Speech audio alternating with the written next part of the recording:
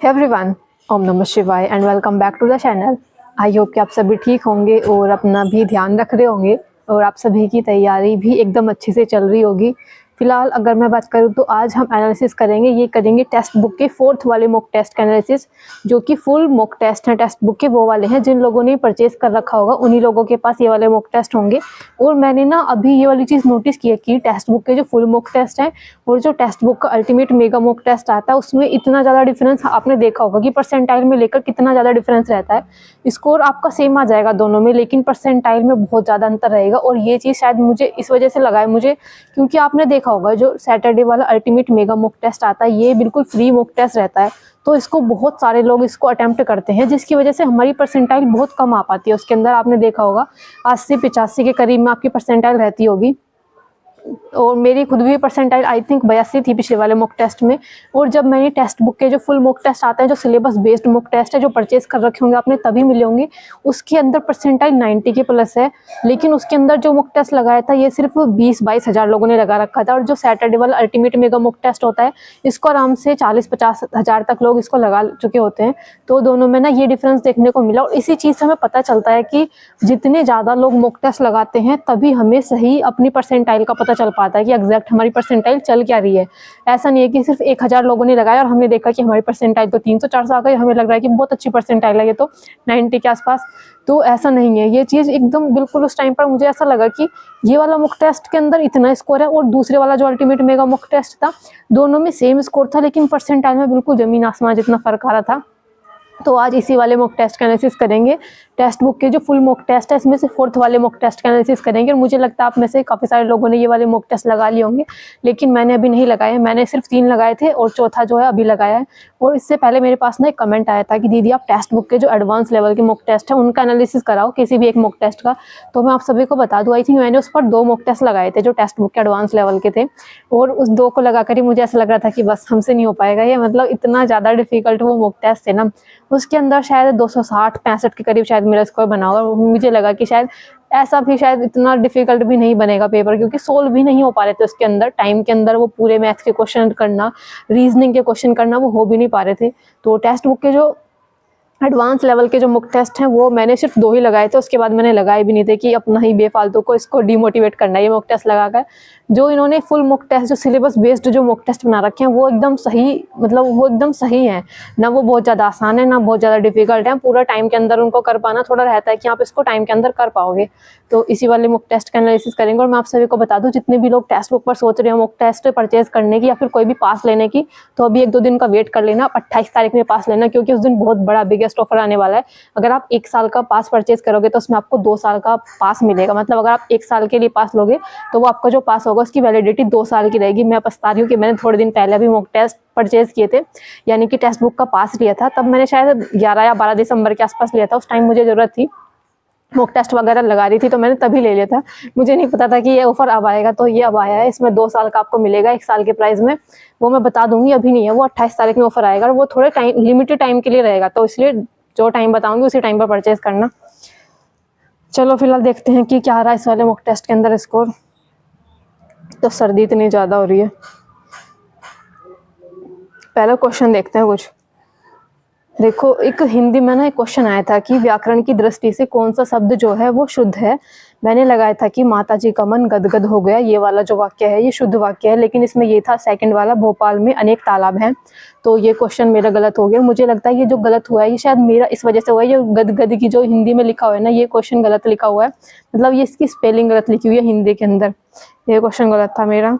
उसके बाद एक मैथ में ना बहुत ही बकवास से क्वेश्चन आ रहे थे आज। 2-3 क्वेश्चन ना ऐसे थे इसके अंदर।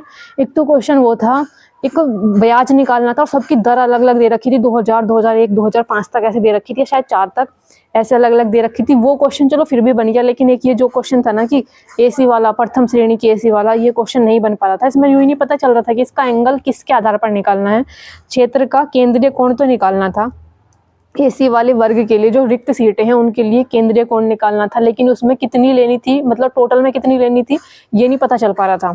तो ये क्वेश्चन मेरा नहीं हुआ था, ये गलत हुआ था। उसके बाद एक रीजनिंग में सवाल था सीरीज वाला, मिसिंग नंबर वाला। इसमें था 2, 5, 11, 17 फिर डैश 31 और 41। ये क्वेश्चन मेरा नहीं बना था। इन क्वेश्चन की मैं अच्छी खासी प्रैक्टिस भी कर ली, मैंने बुक से भी किए मैंने ये क्वेश्चन की मैंने 1-2 ऑनलाइन क्लास भी की। भरत सर रीजनिंग पढ़ाते हैं, जो रीजनिंग पढ़ाते हैं सर, वहाँ से मैंने उनकी 1-2 क्लासेस भी की। लेकिन फिर भी मेरे क्वेश्चन या तो टाइम लग जाता है बहुत ज़्यादा या बनते ही नहीं है। अगर आप ऊपर टाइम देखोगे ना तो 1 मिनट 43 सेकंड इसमें मैंने टाइम वेस्ट किया, लेकिन ये क्वेश्चन नहीं बना, या मैंने कहीं पर कुछ गलती की थी जिसकी वजह से नहीं बना। क्योंकि बाद में जब मैंने इसका लॉजिक देखा तो बहुत ही आसान सा था, कुछ ऐसे करके जुड़ रहा था, 3, 5, 7 करके जुड़ रहा था चीज़ें। तो ये क्वेश्चन मेरा गलत हुआ।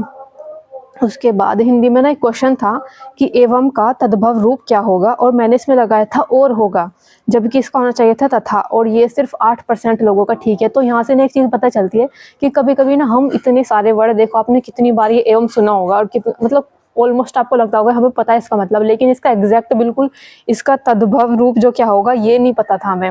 ये क्वेश्चन मेरा भी गलत हुआ है। देखो हम इसको डेली वर्ड में कितना मतलब इतना ज़्यादा यूज़ नहीं करते आज के टाइम पर, लेकिन हाँ इतना तो पता है कि हाँ इसका क्या मतलब रहता है, लेकिन एग्जैक्ट नहीं पता था कि तथा होता है या फिर और होता है।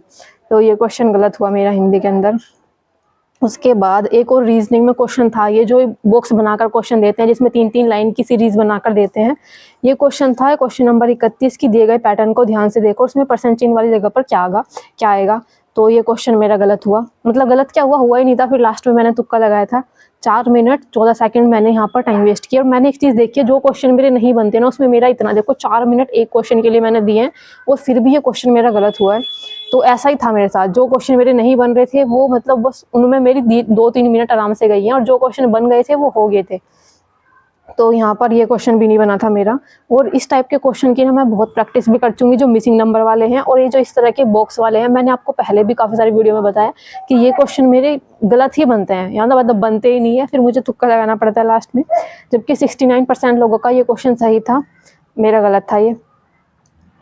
तो और एक और क्वेश्चन था रीजनिंग के अंदर, था कथन और तर्क वाला। कथन था कि पुलिस ने देर रात्रि के समय सतर्कता बढ़ा दी है, और सेकंड था कि देर रात्रि छोटे छोटे अपराधों की जो घटनाएं हैं वो कम हुई हैं। तो मैंने इसमें लगाया था कि दोनों जो हैं एक सामान्य कारण के प्रभाव हैं।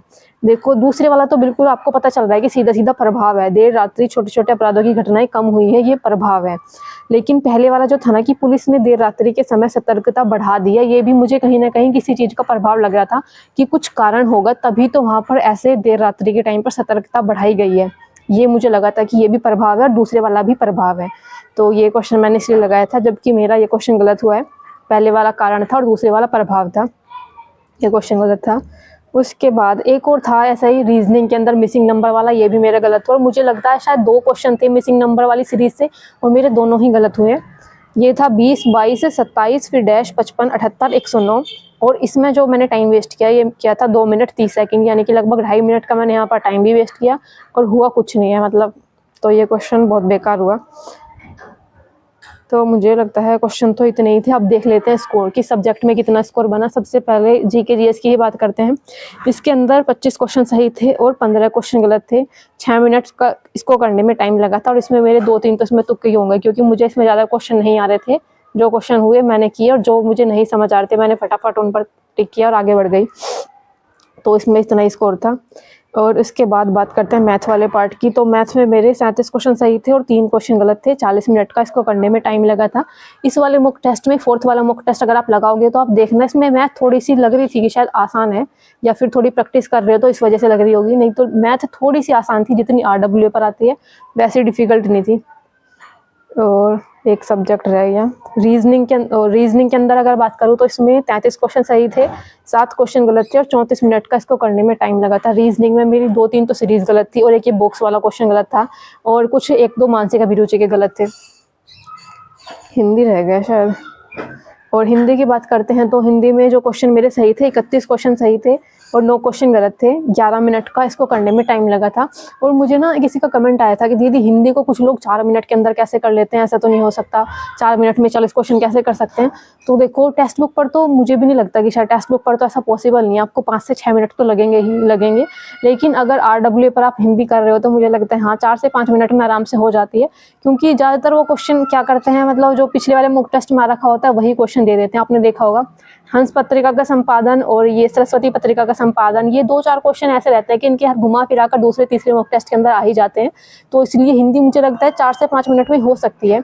और कुछ लोगों के ना ये कमेंट आता है कि दीदी हिंदी का गद्यांश पढ़ने में ही 2-3 मिनट लग जाते हैं।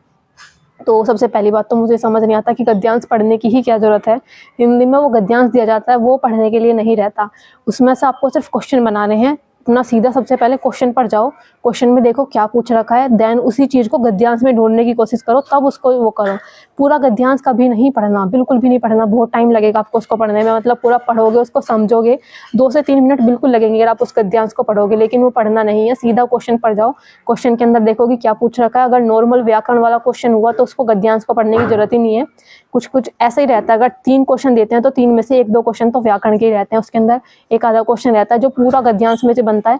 और उस गद्यांश में भी आपको उस टाइम पर भी पूरा गद्यांश नहीं पढ़ना, उस क्वेश्चन में पर्टिकुलर देखोगे क्या पूछ रखा है, उसमें कुछ की पॉइंट होंगे, कुछ कीवर्ड होंगे, उस क्वेश्चन के वही कीवर्ड पकड़ के उसी कीवर्ड्स को गद्यांश में ढूंढो कि वो कहाँ पर आया, फिर उसी वाली लाइन को पढ़ो।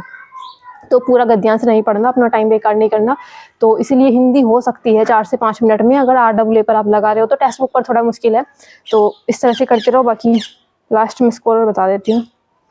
स्कोर किधर गया, हाँ ये रहा। तो इसमें स्कोर जो बना था टेक्स्ट बुक के 4th मॉक टेस्ट के अंदर, इसमें था 315, 400 में से परसेंटाइल थी 95 और एक्यूरेसी 78 थी। 160 क्वेश्चन अटैम्प्ट किए थे, लेकिन 126 क्वेश्चन सही थे और 34 क्वेश्चन गलत थे। और रैंक जो थी इसमें 918 थी 22,624 में से। तो ये चीज़ मैं बता रही थी आप सभी को कि सैटरडे में जो अल्टीमेट मेगा मॉक टेस्ट रहता है उसके अंदर लगभग 40-50 हज़ार आराम से लोग लगा लेते हैं मॉक टेस्ट उसी दिन के अंदर, जिस दिन वो मॉक टेस्ट आता है। जिस वजह से आपने परसेंटाइल देखी होगी तो शायद वो 82-83 इसके आसपास रहती होगी, या शायद इससे भी कम रहती होगी। और यहाँ पर आपने देखा यहाँ पर सिर्फ 22,000 लोगों ने लगाया है, तब आपकी परसेंटाइल थोड़ी इंक्रीज होकर आई है 95 परसेंटाइल। यहीं पर अभी अगर इस मॉक टेस्ट हो और भी ज़्यादा लोग लगा लें तो ये परसेंटाइल डिक्रीज होकर वही 85-82 इस पर पहुँच जाएगी। तो ये अगर मतलब रियल परसेंटाइल का तभी पता चलता है जब जितने ज़्यादा लोग मॉक टेस्ट लगाते हैं। और इसलिए शायद ऐसा हो रहा है कि जब हम RWA पर मॉक टेस्ट लगाते हैं, क्योंकि RWA पर भी बहुत सारे लोग लगाते हैं, फ्री मॉक टेस्ट रहता है तो सभी के लिए अवेलेबल रहता है। RWA पर भी बहुत ज़्यादा लोग लगाते हैं, जिसकी वजह से आपने देखा होगा कि डिक्रीज ही आ रही है सभी की परसेंटाइल। RWA पर जितना भी आप अपना स्कोर चेक करते होंगे सबकी परसेंटाइल कम आ रही है। तो यही था मेरे इस वाले मॉक टेस्ट के अंदर स्कोर, मैंने आप सभी को बता दिया। आपका क्या स्कोर रहा है इस वाले मॉक टेस्ट के अंदर बता देना। बाकी मिलते हैं नेक्स्ट वीडियो में, तब तक के लिए bye bye, take care and Radhe Radhe.